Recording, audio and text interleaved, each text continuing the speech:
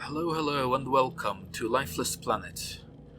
That's not as devoid of life as we once thought, and in fact, the Soviets didn't manage to kill off all of the sentient life. Underground, there are still vast networks of plant-like species.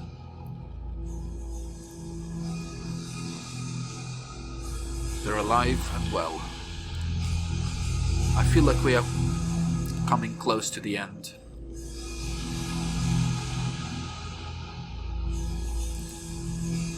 Yeah.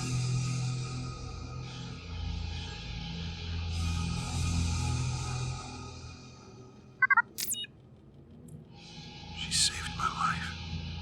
She saved the entire planet. The woman I've been following is gone. Well, not exactly.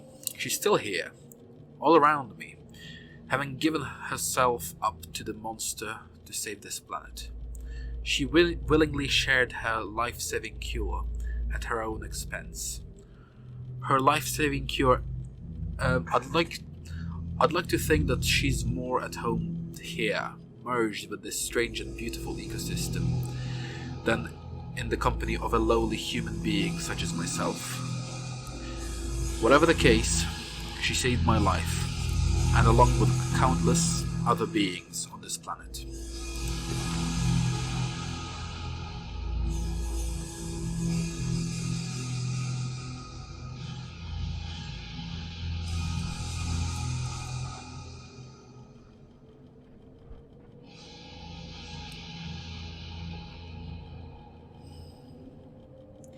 You can see the green fire returning to this place, pumped through the roots and the veins of this ecosystem and being ejected straight like that. It's going to rain soon, but rain is going to give life in its purest form to these plants.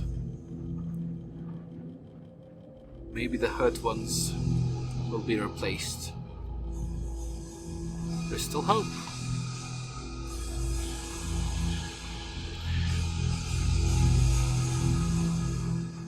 There's still hope for full recovery.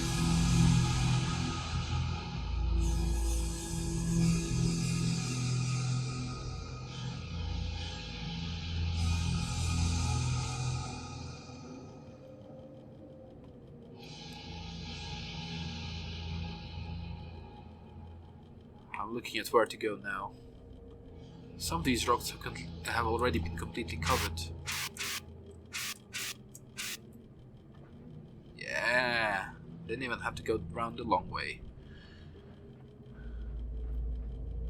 Still could fall at any moment, though.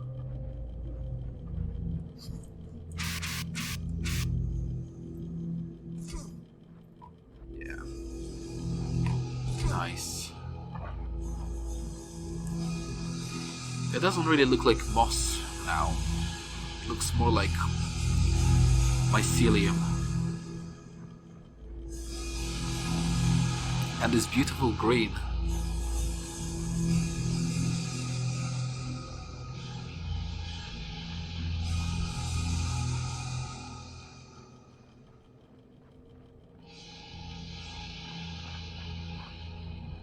Nice.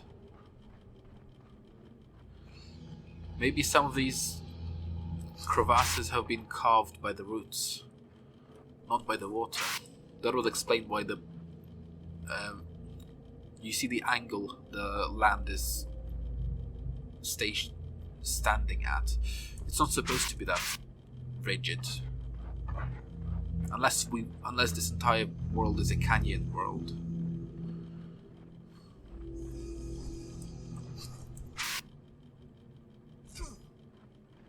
Nice. And we played a small, tiny part in bringing this place to the way it is.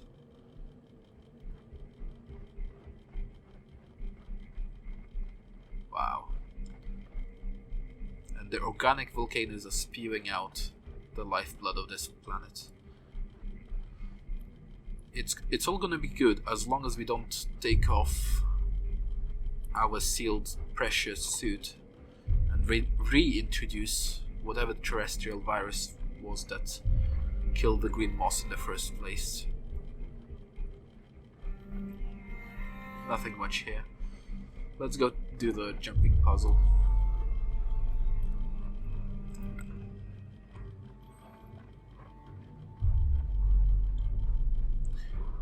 You know, I actually prefer moss to grasses. There are very few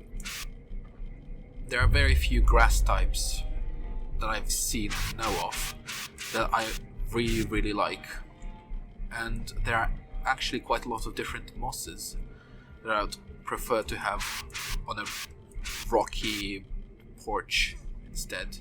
Porch? Probably not the right word for it. Whatever. You know what I mean. Earth has some of the most beautiful plant life. Ooh. We can send back our discoveries. Ooh. Pick me. If there's still energy over there. Thing.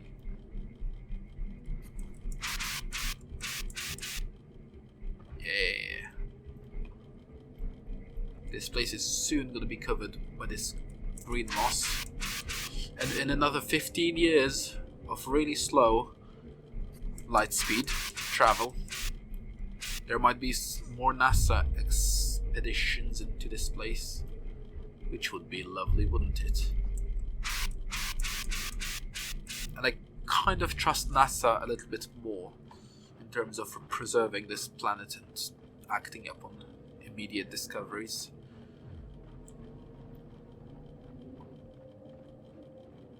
Oh, it's barred. Come on, I've got an arm. I can definitely get in there, right? Right? There's nothing down there that I can see. Just someone moving the green brush over the land. So the other portal does lead back to Earth, but hundreds of years in the future.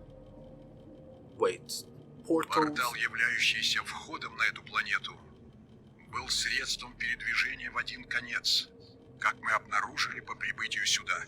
Изначально мы принимали как само собой разумеющееся, что он работает как любая дверь, что мы сможем вернуться сквозь тот же портал, когда нам заблагорассудится. Но это оказалось ошибкой. Позже, к нашей огромной радости, мы в конце концов обнаружили второй портал, портал отправки, ведущий обратно домой. Эта система двух порталов была, надо признать, очень эффективной для транспортировочных целей, и мы развивали наше заселение соответственным образом, регулируя отправки в ту и в другую стороны по мере необходимости. Но чего мы сначала не знали, это потеря времени при передвижении сквозь портал.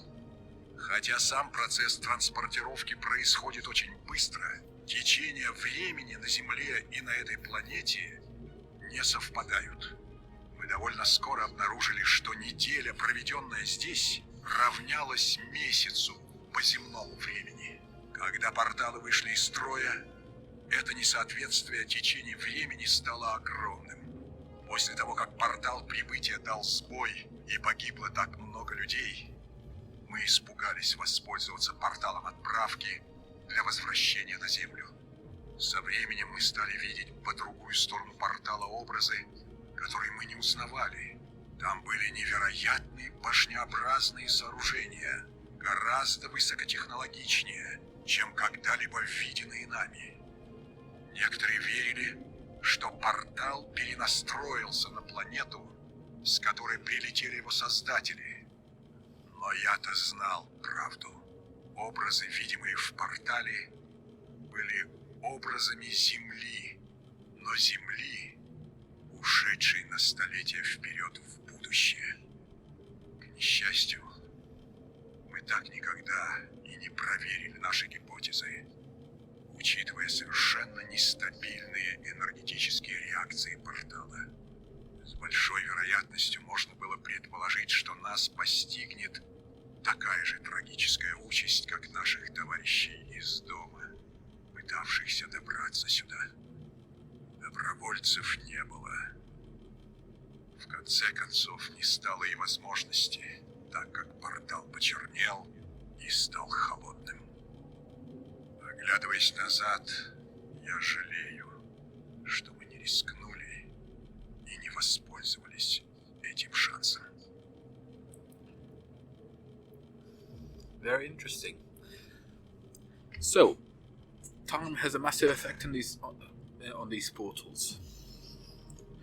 The portal to this planet was a one-way transport mechanism, as we discovered following our initial arrival. We originally assumed it would work like any doorway, that it could return through the same portal device at our own convenience, but this was not the case. Thankfully, we discovered the second portal, the departure portal, leading back home. This two-way portal system was actually very efficient for our transport purposes, and we developed our settlements appropriately to regulate travel back and forth as necessary. But what we didn't know at first was the lost time encountered through the portals. While transport happens quickly, time on Earth and on this planet are not in sync. We soon realized a week on this world was a month back on Earth. When the portals failed, this time disparity became great. When the arrival portal malfunctioned and killed so many people, we became afraid to use the departure portal to return to Earth. Over time, we started to see images we did not recognize on the other side. They were strange, towering structures, much more advanced than anything we've ever seen before. Some believed the portal had recalibrated to the homeworld of the portal creators, but I knew the truth. The images in the portal weren't of Earth, but of centuries in the future.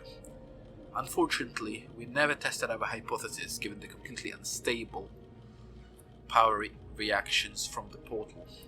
It was far more likely we would suffer a tragic transportation accident like our comrades from home attempting to reach us.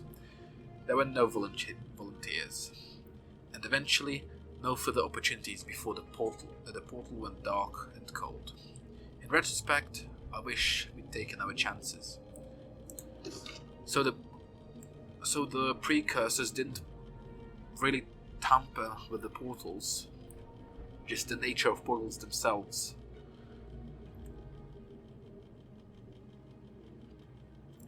And maybe have destroyed the incoming portal.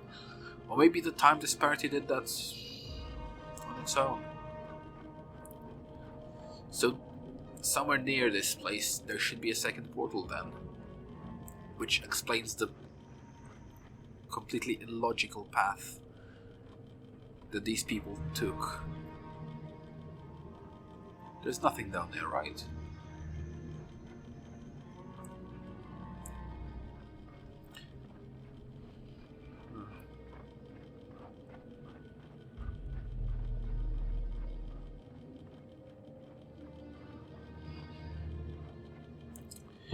Yeah. I wonder if we are able to pass through the portal, or if it would even matter. Does it matter if we come home and then the world has lived past us? There will be these weird humans with huge implants wherever they wanted. There will be different structures. No more America, no more USSR. Hundreds and hundreds of years in the future at this point. Ooh, look at that. There's the precursor. Or maybe that's the girl just in there. There's another. Ooh. How cool of you.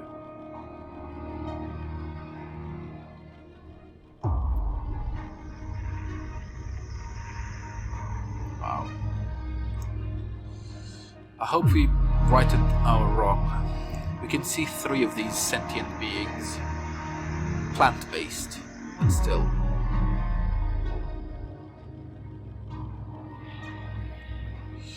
And yes, they are indeed huge. That's why buttons are so unreachable.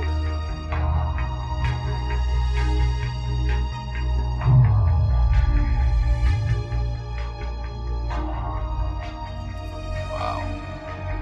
Look through the portal. Nothing like we've ever seen before.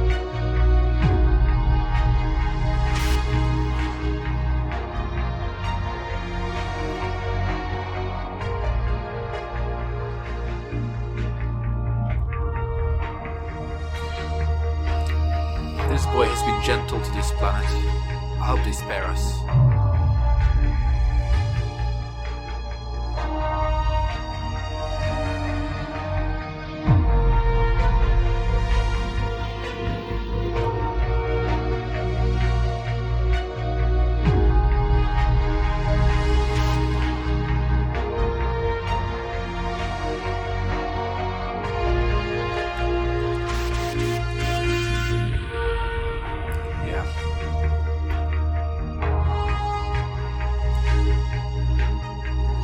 Bear in mind this comes out somewhere in Siberia.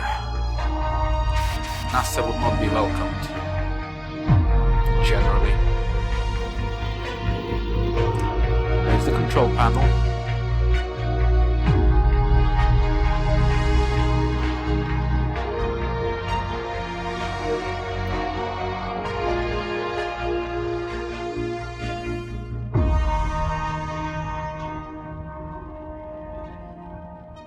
Let's go through.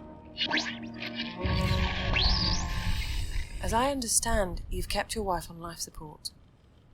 It sounds like you haven't been able to let her go. Actually, I did it for her. I want to give her every chance to live again, even if I'm not here.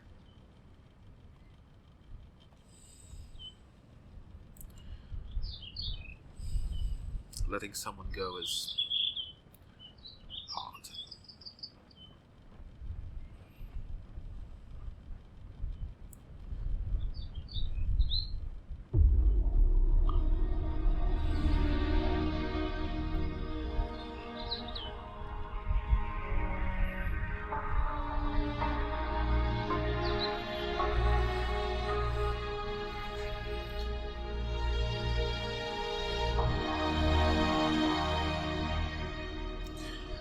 Wow.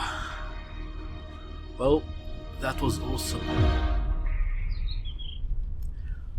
You know, at the beginning, it was hard to expect a positive, a good ending to this. It started as a tragedy, but then hope came, and now we're here at a very beautiful ending to this. So, my thoughts on it are kind of this way. It's mostly puzzle platformer story game. That's the three big parts of it. And if you like those parts in any mix, you will like this. The world design is good enough, but it's not great. Texture work could use a lot. It looks jank, but it plays well, and it's actually quite robust. That's a lot of people who contributed. It's robust and fun, and it shows quite a few different environments as well. As a game in this specific configuration, it works really, really well. What will you miss most about Earth?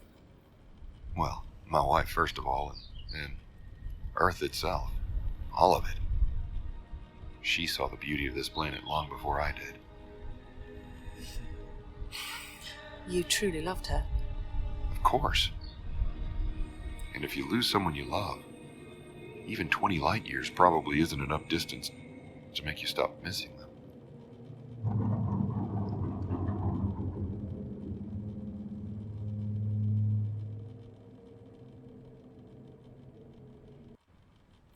Nice. That was a brilliant adventure. I hope you enjoyed it as much as I did, because it was certainly a brilliant one for me. I'm looking forward to taking you on another adventure of sorts. We'll see what I can dig up. Alright? This was certainly an unexpected surprise of the best quality. Thank you so much for watching, and see you next time.